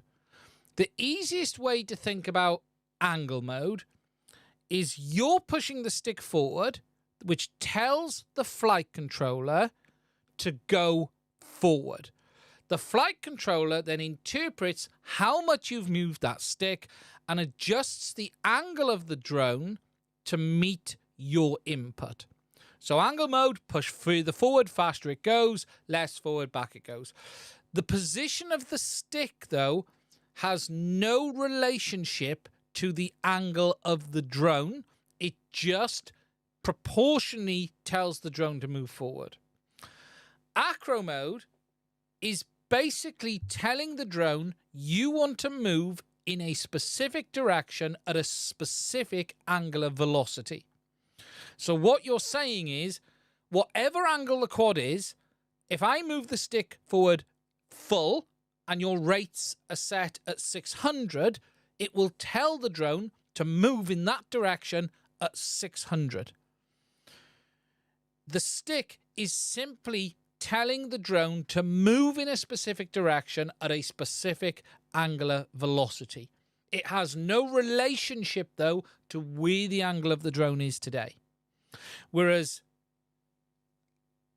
angle mode will always be flat, and you're just saying tilt forward or tilt backwards or tilt left or tilt right. Angle mode is simply a mode that you push the stick forward, the drone will go forward. You push the stick back, the drone will go back. That's the easiest way to think about it. Now, air mode is slightly different. Air mode only works with acro mode, basically. Can work in, but just think about it with acro mode. There is a point in acro mode where you have no input from your throttle stick. Your throttle in acro mode completely controls how fast the motors turn. All the way up, full, all the way down, minimum. The thing to understand is when your throttle stick is on minimum, there is no input for the flight controller to react on. So with no air mode, the flight controller is basically idling. Now the issue is outside forces will have an impact on the drone which won't be counteracted by the drone because the motors are told to do nothing. Think about it like putting your car in neutral. When the throttle is off, your car's in neutral. Without air mode, even if you push the throttle, even if the car decided to speed up, it wouldn't be able to. So say you had cruise control on. Yeah, I'm confusing the poor man. It's a dark thing. Basically, air mode allows the flight controller to take some control over the motors when you're not doing it. That's the easiest way to think about it. It gives the motors the ability to have authority. So it gives the flight controller the ability to have authority over the motors when the throttle is on minimum. That's the easiest way to think about it. It's all about what happens when you have no throttle. Air mode compensates for wind, yes, because it allows the drone to basically throttle up the motors. Basically. The easiest way to think about it is that air mode. Air mode allows the drone to have authority when they're in a zero throttle situation. So the PID loop still runs. It's able to counteract inputs. It's far more complicated than that, but the easiest way I always think about it, or the way I always try to explain it, is air mode off. If you've got zero throttle, there is no way the flight controller can actually react to outside forces. With air mode on, the flight controller can apply whatever it needs to be able to counteract outside forces. Traction control for props. Yeah, it's a nice way of thinking about it. Yeah, I like that. Traction control for props. Yeah, that's a good way of thinking about it. I've never thought about it like that. But how it does it is all complicated and it causes all sorts of fucking problems at times as well. Air mode would have been called AI mode these days. Yeah. It's a complicated thing because the thing to understand about a drone is when you have no throttle, how is it able to react against outside forces? Air mode allows it to do that. Self-droning mode.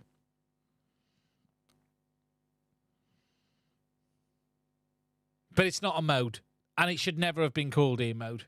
It's a feature, as Toys R Z just said. It's a feature.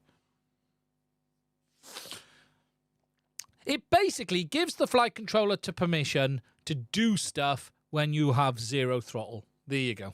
That's the easiest way to think about it. And when I mean do stuff, I don't mean fly off to the moon. But the reason you bounce on the ground, if you think about it, when you're landing, you may drop the throttle to 0 and then air mode kicks in because it's like, oh, I don't like this.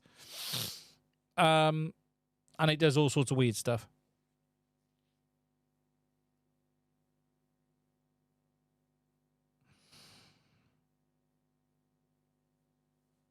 But it allows the drone to react, basically. It should never have been called a mode.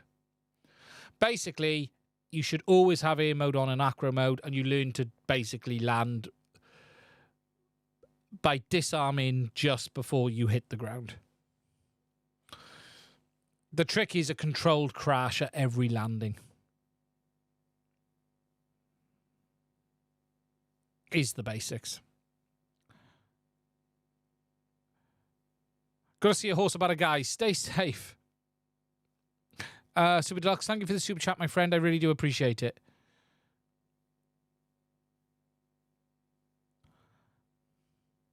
Yeah, air mode setup when the throttle is less than 20%. Yeah. Air mode is the reason I went from beta flight to KISS. Yeah, 0% throttle stability is what it allows the PID loop to basically continue to stabilize the drone and provide inputs from the motors at 0 throttle. I do like the term that was just used. I actually do like that term that was used up there. Traction control for props. That I like. That I do like. Just don't fly air mode indoors with ducted quads, only acro angle. Yeah, it tends to stick to the wall.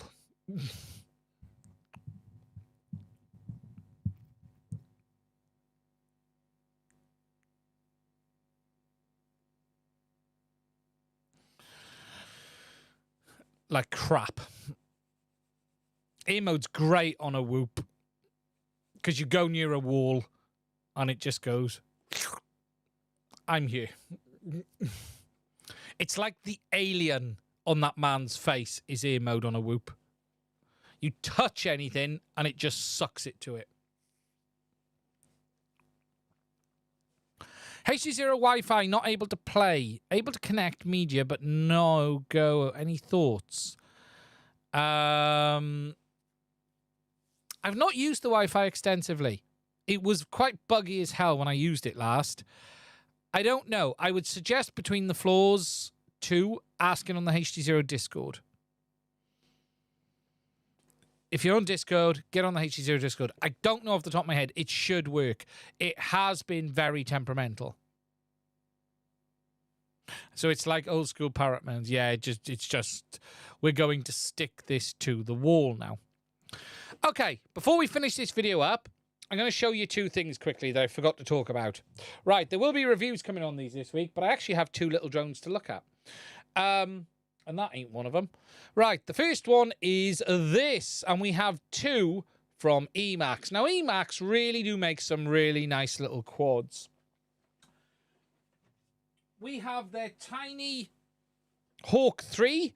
We have their Tiny Hawk 3 Plus Whoop, and we have the Tiny Hawk 3 Plus Freestyle. Now, both of these are digital HDZero quads. I'll be doing a bit of a review on them. Talk about whoops. I need to check if air mode... I wonder if they put air mode on that as standard. I need to check that. Both of these are HDZero ready digital FPV whoops, and this is the freestyle version. This thing is just so cute. Look at it. A little freestyle quad.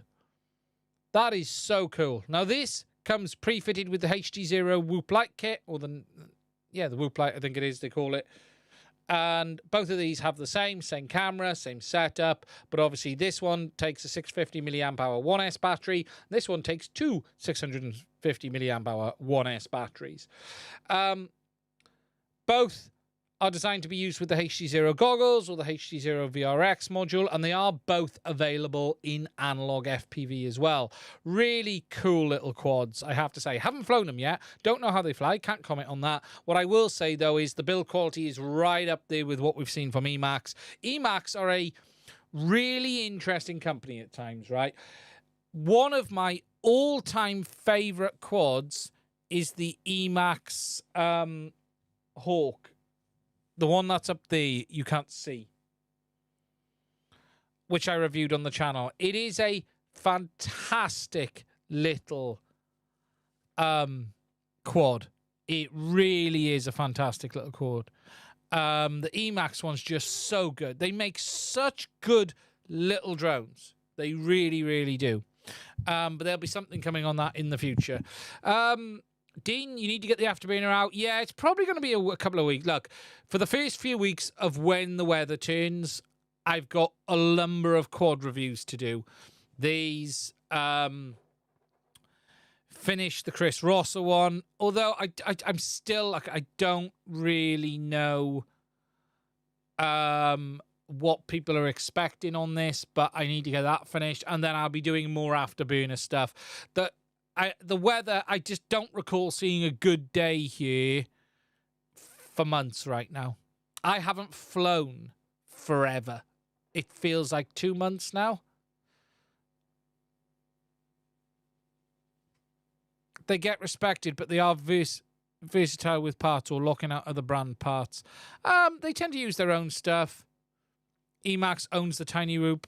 They do a good job on their little quads. They generally do. Emax Hawk versus Happy Model. I've always had a lot of people say good things about the Happy Models. I don't know. I've had some good stuff and I've had some bad stuff. I'm not a Whoop expert. Go talk to a Whoop expert. I'm just going to give you an opinion on these two. Crux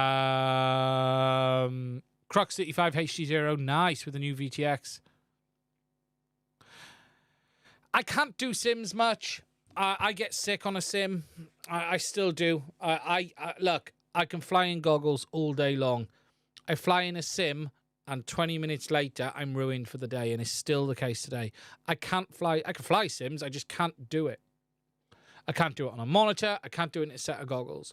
I just feel sick as a dog in every sim that I've tried.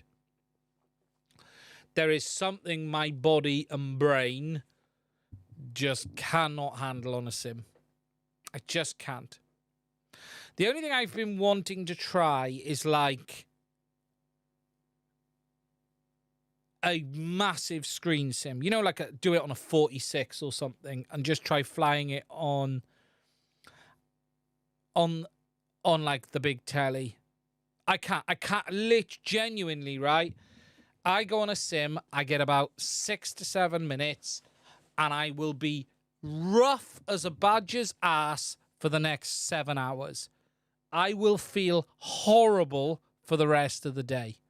Oh, I can't do it. I will just be sitting there with this horrible, sick feeling for hours and hours.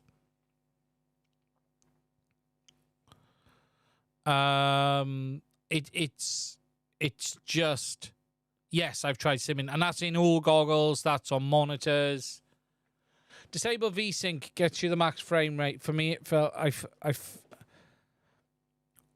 do think about something. Make sure you disable VSync if you get the max frame rate. For me, I felt off until I turned that off. You don't have a Quest 3 then? No, I had a Quest. My boy has a Quest 2, and that even turned me. My boy's Quest 2 did turn me a little bit. I was playing. My boy's got Job Simulator. For those who haven't seen, yes, there is an app called Job Simulator on the Quest 2. I even felt a bit sick in Job Sim.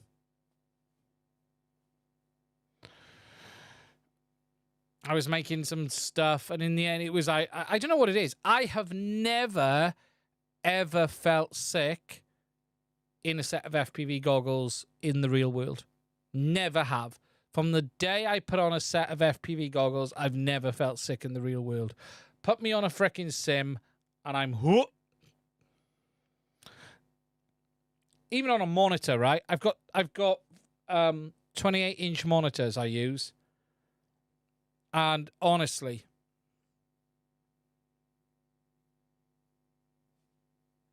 it's weird though, isn't it? That I don't get it whilst flying in the real world. That's the weird thing. It's just weird.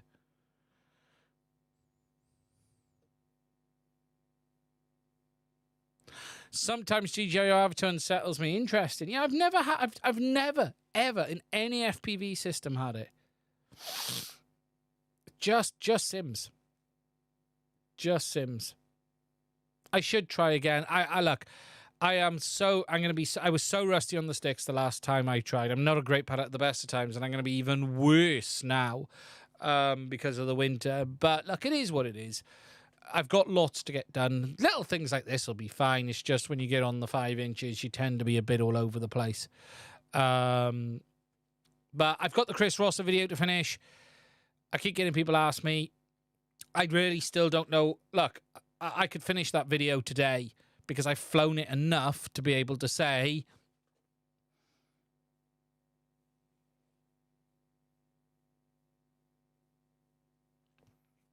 F4. Yeah, I think that was.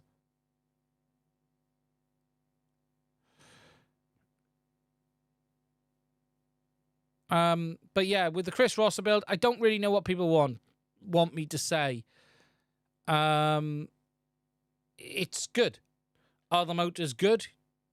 Yeah, I think so. Then are they powerful? Yeah. Are they any more powerful than a set of Zings? I don't really know. I can't. Look, I think the only way you're going to be able to quantify these Supernova motors is to get two identical quads, right? Two absolutely identical builds with two brand new batteries and do 5 flights between the two, swapping the batteries back and forth. Are they worth 25 quid a motor? I can't really say yes, and I can't really say no. They are as good as another premium motor that I've flown. I think the Zings 1800 kVs are very good as well. I don't think they are they 6 quid better than a set of Zings? I can't quantify that. I can't quantify that in power. I can't quantify that in quality.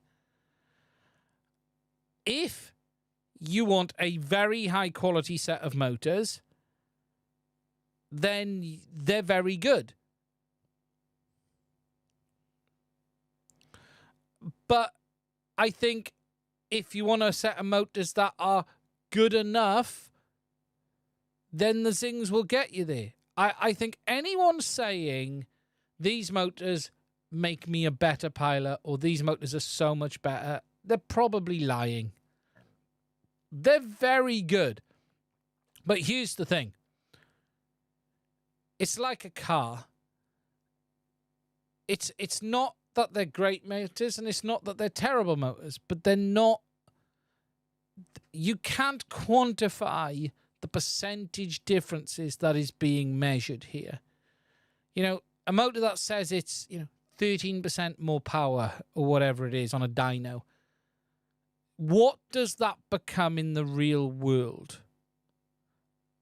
It might be 0.2% to the average pilot. I just don't know. I am more than happy to say I think they're a very nice motor. I think they're a good motor. If you're going to say, would you buy them or the Zings? I'd say, what's your budget? And do you want to support Chris Rosser? And do you want some really nice looking blue blingy motors? It's that simple. If your budget... Why do people buy the higher... If you think about an Apple Watch... There were people who used to buy the stainless steel one and there were people who bought the aluminium one. The watch was the same. And this is really what it is about with these motors. The Zings would be the Apple Watch aluminium. And Chris Ross's motors would be the Apple Watch stainless steel. And that's the easiest way for me to describe this. They're good. They do rattle a bit. If you get the PIDs too high, they do actually rattle. But I will also say the Zings do at times have some quality issues.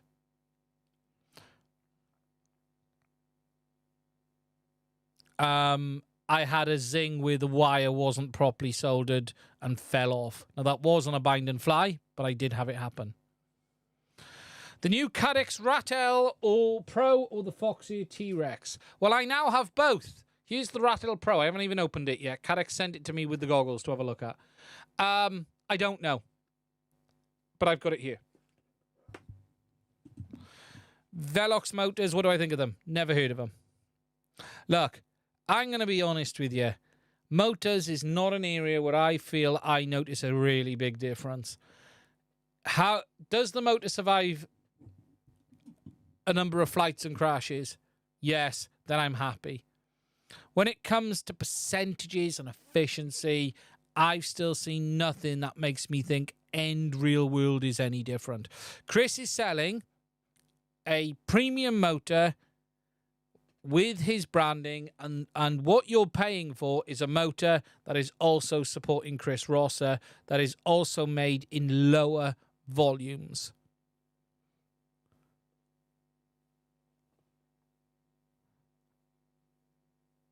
I think it comes down to, do you want to support a man? Do you want to support a channel? Do you want to support a cause? You know, Chris isn't selling the motors in quantities of Zing. So Zing are, you know, £7 a motor cheaper, say. But that's because of the volumes they're also selling them in. You've got to take that into account. You know, if you like the colour of Chris Ross's motors and you want to support Chris Rosser, then go for it. That's the way forward. That's the truth. That's the truth of the matter. You know, I'm not saying they're bad. They're not bad. They're very, very good. They're just as good as many other very, very good motors.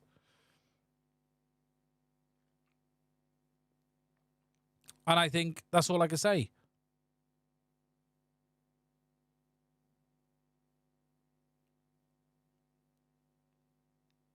RCM Power, no, but Chris's are a custom version of that. So whilst RCM Power are not a small company, Chris is still having a small production run. You know, what Chris isn't doing is taking a current RC Power motor and rebranding it. If that was the case, I think it would be a very different argument.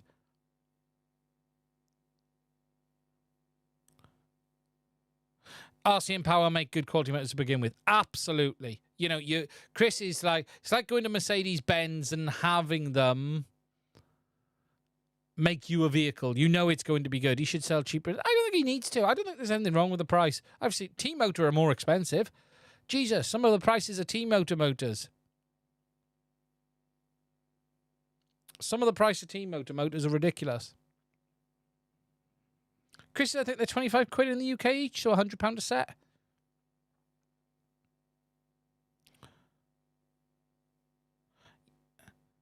You know, look, it's... But there are a lot of people going, you know, look, I don't think anyone is going to be able to quantify anything Chris has said. I don't think anyone is going to be able to say correctly or Chris was right or wrong. I think Chris has made a motor. It is without any question an extremely high quality motor. It is without question a very good motor.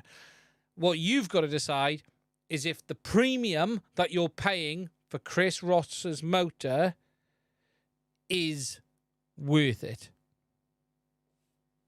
That's really what you've got to decide. The Velox T motors, yeah, and they are, and as AVI has said, their pricing is all over the frickin' place. It changes all of the time.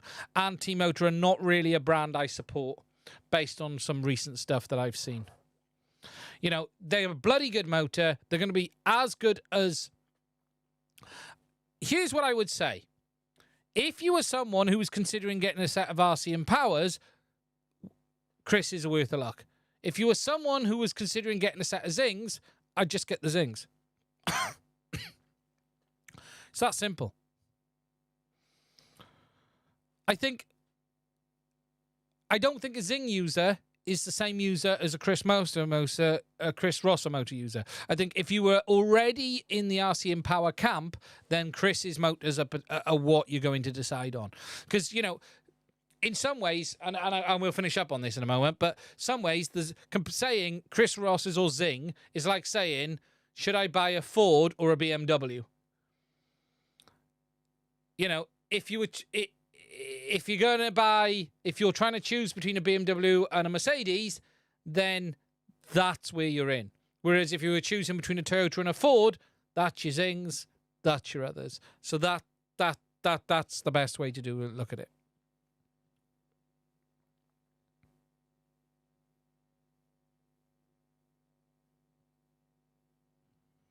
I would buy a Volvo, someone said. Right, we're going to end tonight's stream there. Thank you to Super Deluxe for the super chat. We only had one in tonight. A big thank you for that. I want to say a big thank you to everyone who supported watching the channel tonight. If you don't know, there are links to my Patreon as well as Buy Me a Coffee in the description. I want to say a big thank you to everyone. There will be some reviews coming up, and I forgot to talk about the SpeedyBee frame. You'll have to wait for the review tomorrow. There it is. Mario, it exists. Overall, very interesting. You watch the review, probably go live tomorrow. Stay safe. I will speak to you soon.